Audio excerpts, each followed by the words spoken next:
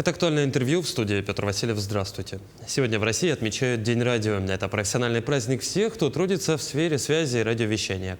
Как обеспечивается связь в нашем регионе и кто трудится в этой сфере, расскажет гость студии Виктор Сергеев, генеральный директор АО «Арктик Телеком». Виктор Александрович, здравствуйте.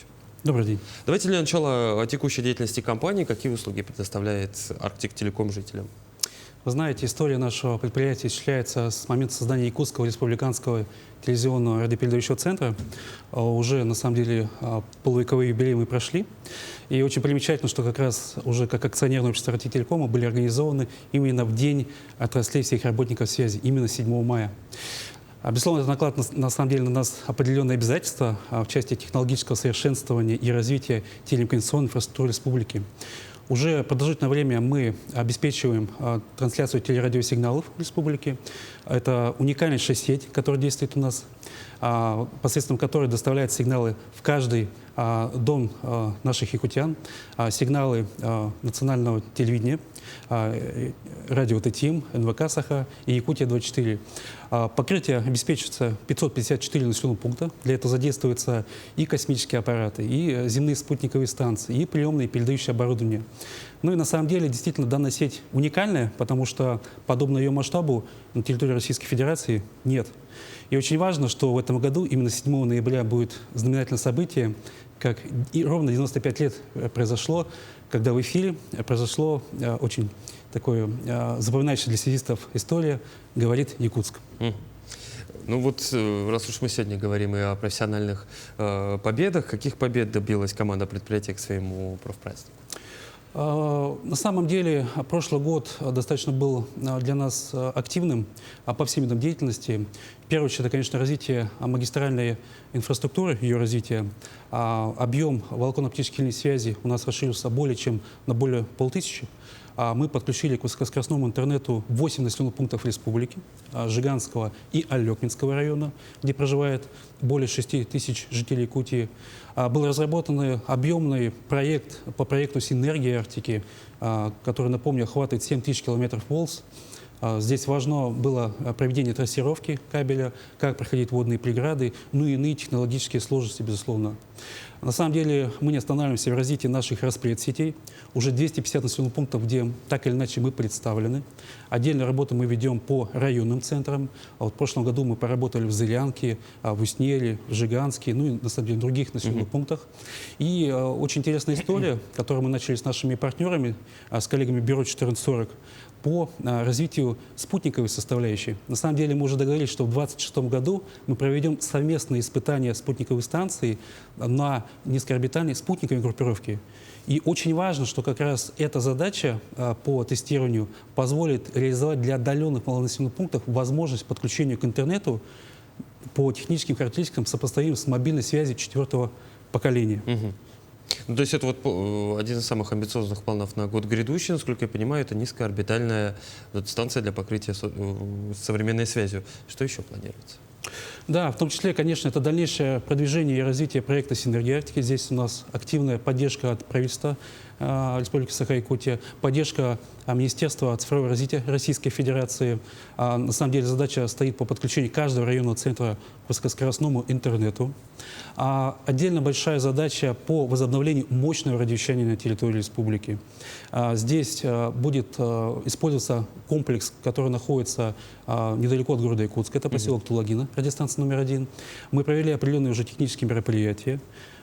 Совместно с научно-исследовательским институтом радио, который ныне называется НИС Телеком, провели антенные фидерные средства.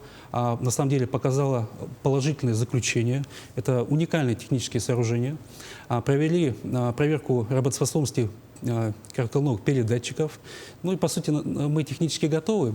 Сейчас проводим мероприятия, связанные с нашими регуляторами связи, и уже планируем все-таки в этом году запустить мощное радиовещание, которое покроет арктические территории республики и часть Северного морского пути. Здесь задача, чтобы информация доходила не только в населенных пунктах, но и находясь на бескрайних просторах автозимниках, рек и горных массивов.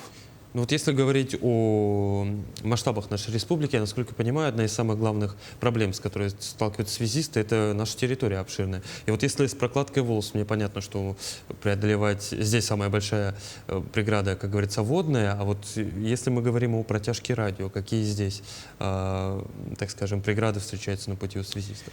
Ну, вы знаете, на самом деле, действительно, профессия связиста, она требует особой стойкости, мужества и профессионального мастерства. Особенно в наших достаточно тяжелых условиях. Ведь самая главная проблема — это действительно логистическая история. Эта история связана с природно-климатическими экстремальными условиями, когда не выдерживает техника, а люди-то выдерживают. И вот могу привести пример. Буквально не так давно мы проводили эксперимент у подножия Хребточерского, это недалеко от самой высокой точки Якутии, гора Победа. Коллеги организовывали испытания по коротковолновой радиосвязи. Задача была организовать прямую связь между этим объектом и городом Якутском. Это порядка 800 километров. Так вот, коллеги находились как раз в специальной лаборатории, которую мы вот реализовали в прошлом году, лабораторию подвижный ВОЛС. И находились в таких достаточно тяжелых условиях. Была пурга, был туман, были иные климатические особенности. Но, несмотря на все это, ребята справились. Сеанс связи мы установили. И на самом деле тоже вот отдельная история по коротковолновой радиосвязи, которую мы планируем развивать повсеместно на территории республики. Вот еще про лабораторию хочется поговорить. Есть у вас лаборатория телеком-технологий. Как будет работать, какие планы? Давайте, в общем, немножко расскажем зрителям о том, что в ней изучаются, если изучается. Да, действительно. На предприятии с 1979 года, на самом деле, действует производственная лаборатория, задача которой изначально входила монтаж, ремонт и восстановление технических средств телекоммуникаций. Кстати, эта лаборатория еще в 1982 году участвовала в монтаже антенных систем на нашей башне в городе Якутске, 240-метровой. И за последние 4 года, благодаря специалистам, было восстановлено более 1000 единиц. Но мы считаем, что не стоит на этом останавливаться. И самая главная сейчас задача не только восстанавливать это оборудование, но и вносить в него соответствующие доработки, разработки, а самое главное — внедрять в наших условиях. Все это, безусловно, позволит и качество связи повысить, и разнообразить это качество сервисов. Вот над этим мы работаем. Как раз задача лаборатории телекоммуникационных технологий, которую мы создаем, именно в этом. Виктор Александрович, ну, грешно в день профессионального праздника не вспомнить про коллектив. Есть ли какие-то традиции интересные у вас? Ну, традиция, безусловно, есть. Как у каждого связиста в День связи это однозначно маевка, выезд на природу, обмен мнениями. Как вы правильно отметили, 7 мая для связистов это сродни, на самом деле, Новому году.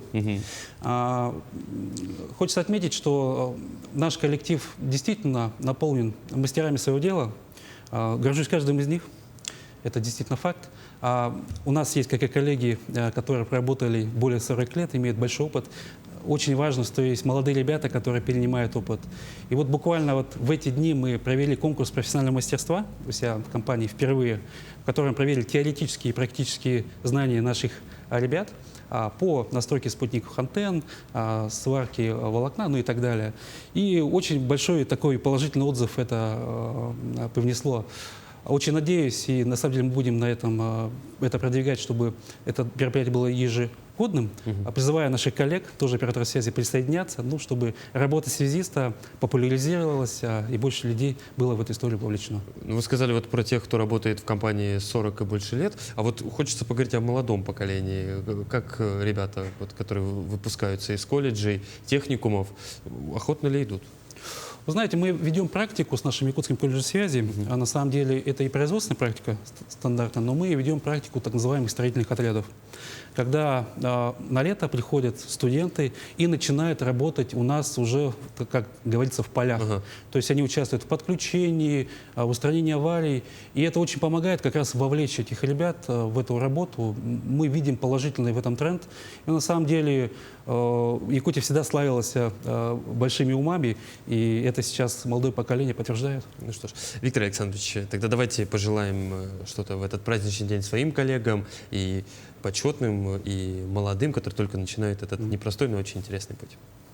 Да, уважаемые коллеги, ну, на самом деле действительно связь сейчас является одной из основ вообще цифрового развития не только республики, но и на самом деле страны в целом.